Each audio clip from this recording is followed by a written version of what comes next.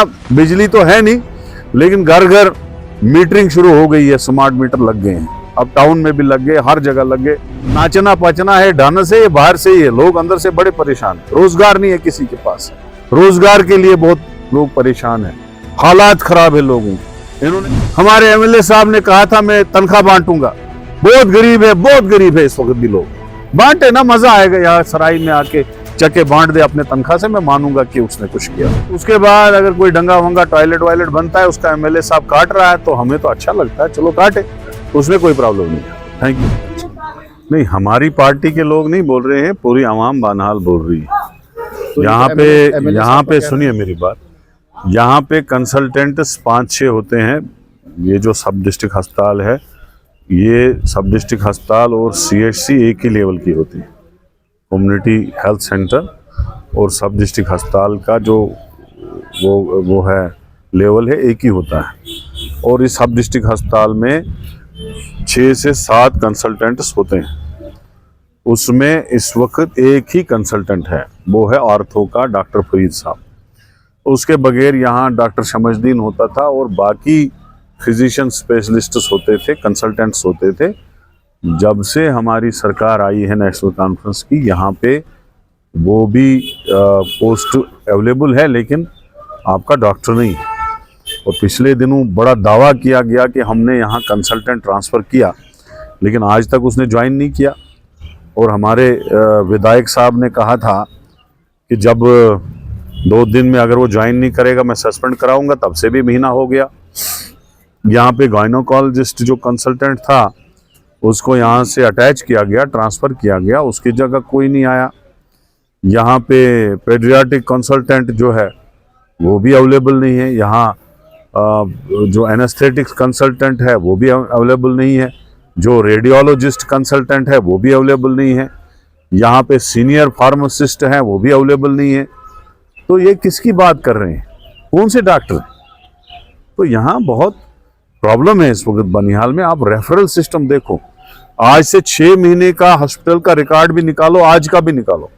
आज से 6 महीने हॉस्पिटल में रेफर ही नहीं होते थे, खासकर गायनी के पेशेंट।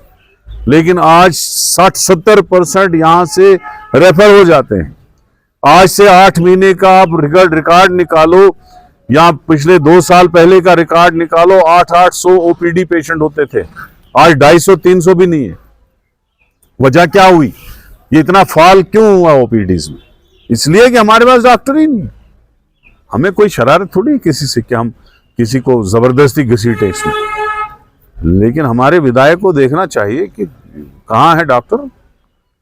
और ऐसे इल्जाम तराशी करने से थोड़ी बनता है। बिजली की सूरत हाल देखो, लोग मर रहे हैं बिजली के बगैर। डुलीगाम नाला देखो, चंजलू देखो, बनकूट देखो, चापनाड़ी देखो, खड़ी इलाका देखो, उकड़ाल इलाका, पुगल देखो, नील देखो। खाली जो ऊपर वाला हमारा एरिया है, जो टिठार वाला है, वहां मैंने ही गवर्नर रूल में, जो मेरा एक दोस्त था MD इसका पावर का, वो छत्तीसगढ़ से था, उससे मैंने 6.5 MVA को एक और 6.5 MVA का लगवा के उसको 13.5 MVA करवाया था। वहां पे कैपेसिटी बराबर है, और वहां उस एरिया में थोड़ा टाइम पे कंटेनमेंट होती है ऊपर वाले एरिया में। बाकी एरिया जो है बनिहाल है, खड़ी है, डुलीगाम है, चमलवास है, ठाचियामकूट है, चापनाड़ी है, नील है, कोगल है, कसकूट है, ये सारे क्रावा है, सब एरिया में लोग परेशान हैं, अनशेड्यूल कट्स हो रहे हैं। और दूसरा बिजली तो है नहीं, लेकिन घर घर मीटरिंग शुरू हो गई है, स्मार्ट मीटर लग गए हैं। अब टाउन में भी लग गए, हर जगह लग गए। वो अभी मैं दीवार पे यहाँ देख रहा था स्मार्ट मीटर। अब गुजर इलाके जो बेचारे 110 रुपए फीस भरते थे, उनको भी स्मार्ट मीटर इन्होंने पहुंचा दिया। ये सरकार की पॉलिसी है। बहुत हालात खराब है। ये खाली ये जो नाचना पचना है ढाना से, ये बाहर से ही है। लोग अंदर से बड़े परेशान है। रोजगार नहीं है किसी के पास, रोजगार के लिए बहुत लोग परेशान है। हालात खराब है लोगों के। इन्होंने कहा था हम 5 के बदले 10 किलो राशन देंगे, नहीं मिला। इन्होंने कहा था चलो लोगों को सहूलियत हो जाती।